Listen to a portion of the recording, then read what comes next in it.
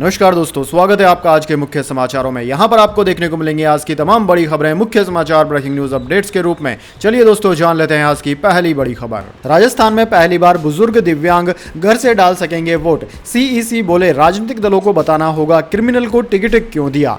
जी हां दोस्तों, राजस्थान में विधानसभा चुनाव की तैयारियां शुरू हो गई है। इस चुनाव में चुनाव आयोग राजस्थान में पहली बार सीनियर सिटीजन वोटर्स को घर से वोट डालने की सुविधा भी देगा। इसके साथ ही राजनीति में अपराधियों के प्रवेश को रोकने के लिए एक नया कदम उठाया गया है। इसके तहत राजनीतिक दलों को अखबार में स्पष्टीकरण देना होगा कि उन्होंने क्रिमिनल बैकग्राउंड वाले व्यक्ति को टिकट क्यों दिया। दोस्तों, आपकी जानकारी के लिए बता दें, मुख्य निर्वाचन आयुक्त राजीव कुमार ने रविवार को प्रेस कॉन्फ्रेंस में कहा कि चुनाव आयोग के मुताबिक राजस्थान में 80 साल से ऊपर के 11.8 लाख मतदाता हैं। वहीं 100 साल से ऊपर के करीब 18,462 मतदाता हैं। इन्हें और 40% से ज्यादा विकलांगता वालों को वोट फ्रॉम होम की सुविधा दी जाएगी। चुनाव का नोटिफिकेशन जारी होने के बाद 5 दिन के अंदर अंदर वोट फॉर होम की सुविधा पाने वाले मतदाताओं को फॉर्म भरना होगा। इसके बाद दोस्तों, अगली बड़ी खबर। प्रधानमंत्री मोदी ने देशव्यापी स्वच्छता अभियान का किया नेतृत्व, झाड़ू लगाते आए नजर। जी हां दोस्तों, प्रधानमंत्री नरेंद्र मोदी के नेतृत्व में 1 अक्टूबर को देश भर में स्वच्छता अभियान चलाया गया। आज देश के हजारों लोगों ने इस स्वच्छता अभियान में भाग लिया।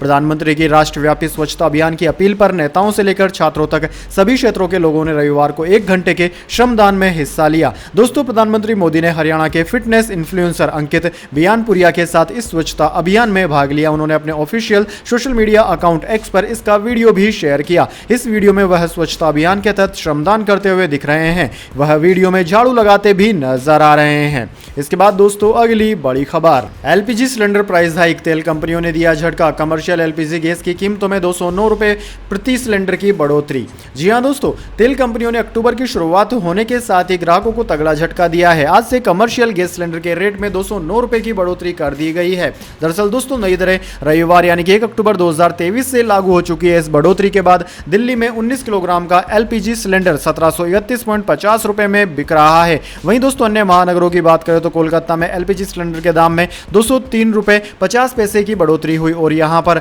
अब इसकी कीमत 1636 रुपए के बजाय 1839 रुपए हो गई है। मुंबई में इसकी कीमत 204 रुपए की वृद्धि के बाद 1684 रुपए, जबकि चेन्नई में 203 रुपए की वृद्धि के बाद में 1695 से बढ़कर 1898 रुपए पर पहुंच गई है। इसके बाद दोस्तों, अगली बड़ी खबर। पहले दिलों में भरी गंदगी को साफ करना जरूरी, स्वच्छता अभियान के जरिए दानिश अली का बीजेपी पर निशाना। जी हां दोस्तों, बीएसपी सांसद दानिश अली लगातार सुर्खियों में बने हुए हैं। अब उन्होंने स्वच्छता अभियान के जरिए बीजेपी सांसद रमेश बिधूड़ी का नाम लिए बिना उन पर तंज कसाए। साथ ही उन्होंने आपत्तिजनक टिप्पणी मामले में पीएम मोदी से कार्रवाई करने की भी अपील की। दानिश अली ने रविवार को एक्स पर पोस्ट पर लिखा कि स्वच्छता अभियान बहुत जरूरी है, लेकिन उससे भी जरूरी है कि दिलों में भरी गंदगी को साफ करना। प्रधानमंत्री मोदी जी, चुप्पी तोड़िए और सफाई की शुरुआत संसद में हुए गंदे आचरण पर कठोर कार्रवाई से कीजिए। गली और सड़कों की सफाई का क्या फायदा जब लोगों के दिल नफरत की गंदगी से लबालब भरे हों। दोस्तों, आपकी जानकारी के लिए बता दें, बीजेपी सांसद रमेश बिधूड़ी ने संसद के विशेष सत्र के दौरान दानिश अली पर आपत्तिजनक टिप्पणी की थी,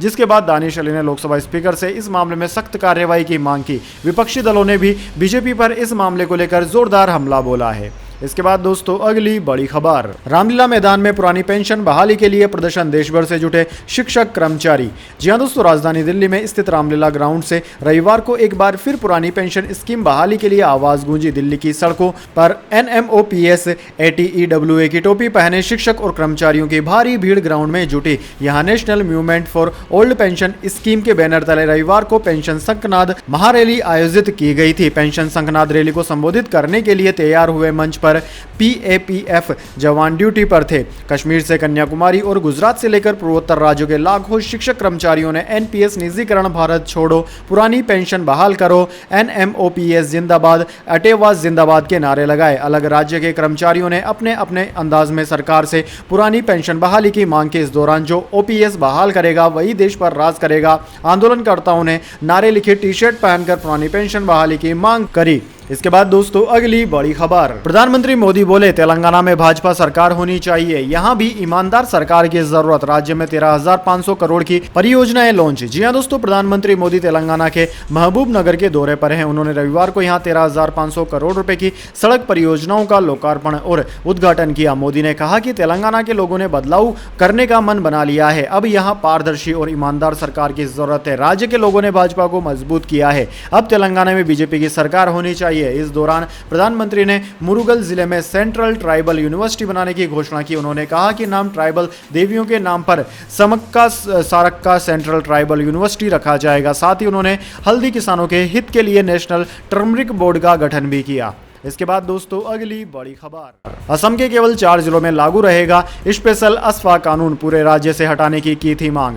जी हां दोस्तों, असम राज्य के 4 जिलों में सशस्त्र बल विशेष अधिकार अधिनियम यानी कि अस्फा को 6 और महीनों के लिए बढ़ा दिया गया है। रविवार को गुवाहाटी में असम पुलिस दिवस 2023 के मौके पर आयोजित एक समारोह में पुलिस महानिदेशक यानी कि डीजीपी ज्ञानेंद्र प्रताप सिंह ने कहा कि हालांकि 4 अन्य जिलों से अशांत क्षेत्र का दर्जा हटा लिया गया है, जिसके कारण अस्फा लगाया जाता है। उन्होंने कहा कि आज से असम के केवल 4 जिलों में अस्फा लागू रहेगा। ये जिले डिब्रूगढ़, तिनसुकिया, शिवसागर और चराई देव है। सिंह ने बताया कि जोरहाट, गोलाघाट, कार्बी अंगलोंग और दीमा हसाओ के 1 अक्टूबर से अस्फा हटा लिया गया है। ऊपरी असम के ये 4 जिले अतीत में उग्रवादी समूह उल्फा के गढ़ रहे हैं। असम सरकार ने इससे पहले इन 8 जिलों में 1 अप्रैल से 6 और महीनों के लिए अस्फा को आगे बढ़ाया था। इसके बाद दोस्तों अगली बड़ी खबर, ठाकुर विवाद पर आरजेडी सांसद मनोज झा ने तोड़ दी चुप्पी। जी हां दोस्तों, राजद सांसद मनोज झा ने संसद में ओम प्रकाश वाल्मीकि कविता ठाकुर का कुआं पड़ी थी। इसके बाद से लगातार बवाल मचा है। उन्हें सियासी गलियारों में विरोध का सामना करना पड़ रहा है, साथ ही अपनी पार्टी के नेताओं का भी विरोध झेलना पड़ रहा है। बवाल इतना ज्यादा बढ़ गया है कि बीते दिनों आरजेडी सुप्रीमो लालू प्रसाद यादव को बचाव में उतरना पड़ा। इस घमासान के बीच रविवार को दिल्ली से पटना पहुंचे सांसद मनोज झा ने सफाई दी। उनकी सफाई से पहले जानते हैं उस कविता के बारे में जो उन्होंने संसद में पढ़ी थी। दरअसल दोस्तों यह एक कवि ओम प्रकाश वाल्मीकि की कविता है, जिन्होंने इस कविता को लिखा था। इस कविता में शब्द हैं, चूल्हा मिट्टी का, मिट्टी तालाब की, तालाब ठाकुर का, भूख रोटी की, रोटी बाजरे की, बाजरा खेत का, खेत ठाकुर का, बेल ठाकुर का, हल ठाकुर का, हल की मूठ पर हथेली अपनी, फसल ठाकुर की, कुआं ठाकुर का, पानी ठाकुर का, खेत खलिहान ठाकुर के, गली मोहल्ले ठाकुर के, फिर अपना क्या, गांव शहर देश। इस पर उन्होंने कहा कि बस यह एक कविता मैंने पढ़ी है जिस पर मैं आज भी कायम हूं। रविवार को जब वो पटना एयरपोर्ट पर पहुंचे तो इसी कविता पर मचे घमासान को लेकर मीडिया ने मनोज झा से सवाल किया। सवाल था, आपके ऊपर ठाकुरों को अपमानित करने का आरोप लग रहा है। इसके जवाब में उन्होंने कहा कि मैंने ऐसा कुछ नहीं किया, बस एक कविता पढ़ी थी जिस पर आज भी कायम हूं। किसी को ठेस पहुंचाने के लिए कविता नहीं पढ़ी थी। इसके बाद दोस्तों अगली बड़ी खबर, पहली तारीख को आई गुड न्यूज, जीएसटी से भरा सरकार का खजाना, सितंबर में 10% का उछाल आया। जी हां दोस्तों, अक्टूबर महीने की पहली तारीख को केंद्र की नरेंद्र मोदी सरकार के लिए गुड न्यूज आई है। दरअसल दोस्तों वित्त मंत्रालय ने रविवार को सितंबर 2023 महीने के जीएसटी कलेक्शन के आंकड़े जारी किए। इसके मुताबिक देश में सकल माल एवं सेवा कर यानी कि जीएसटी कलेक्शन सालाना आधार पर 10% की बढ़ोतरी के साथ 1.62 लाख करोड़ रुपए हो गया है। चालू वित्त वर्ष में जीएसटी के जरिए सरकार का खजाना लगातार बढ़ता जा रहा है। दोस्तों आपकी जानकारी के लिए बता दें कि इस साल यह चौथा महीना है जब जीएसटी कलेक्शन 1.6 लाख करोड़ रुपए के आंकड़े के ऊपर दर्ज किया गया है।